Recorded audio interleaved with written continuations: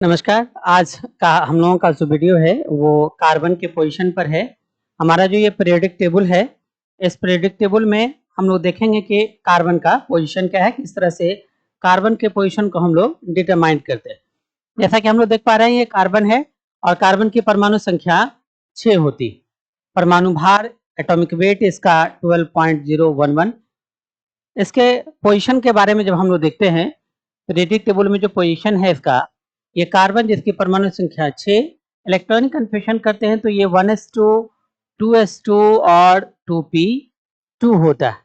यहाँ हम लोग देख पा रहे हैं कि हमारे पास यहाँ जो कार्बन का जो इलेक्ट्रॉनिक कन्फेक्शन दिया गया है वो He2s2 2p2। डेट मीन्स इसको हम लोग जब इनर्ट गैस के आधार पर इलेक्ट्रॉनिक कन्फेक्शन करते हैं, जनरली हम लोग देखते हैं कि इलेक्ट्रॉनिक कन्फेक्शन एक जनरल मेथड से और एक इनर्ट गैस के आधार पर हम लोग करते हैं। तो इनर्ट गैस के आधार पर जो हम लोग देख पा रहे हैं वो यहाँ पे हीलियम 1s2 और इसके बाद 2s2 2p2।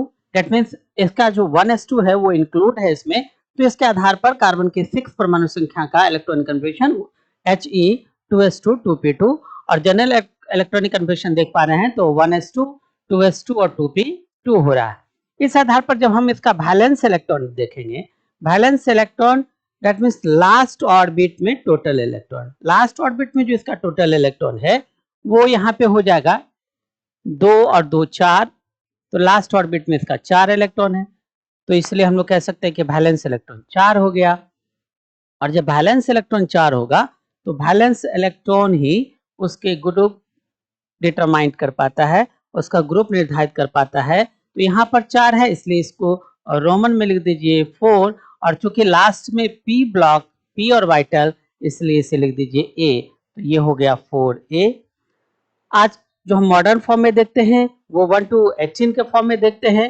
तो यहाँ देखते हैं कि ये जो हमारा दोनों है ये हो जाएगा एस ब्लॉक, यहाँ से लेके यहाँ तक जो है ये हमारा डी, और यहाँ से लेके यहाँ तक हमारा पी ब्लॉक है।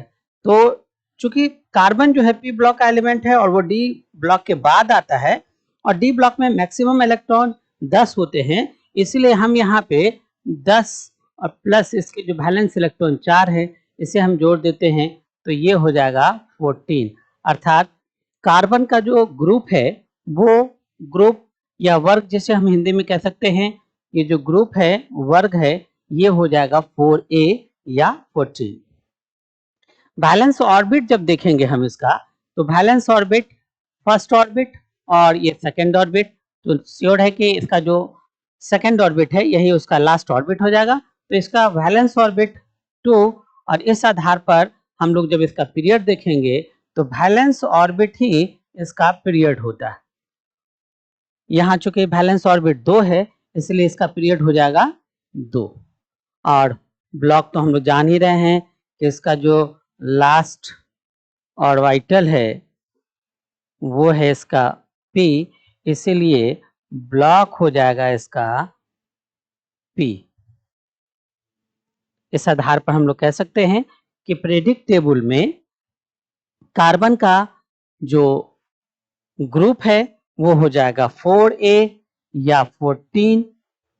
पीरियड हो जाएगा इसका सेकंड, यहाँ पर पीरियड इसका सेकंड है, ये देख पा रहे हैं कि ये सेकंड का हमारा एलिमेंट है, और ब्लॉक जो है वो हो जाएगा p। Thank you.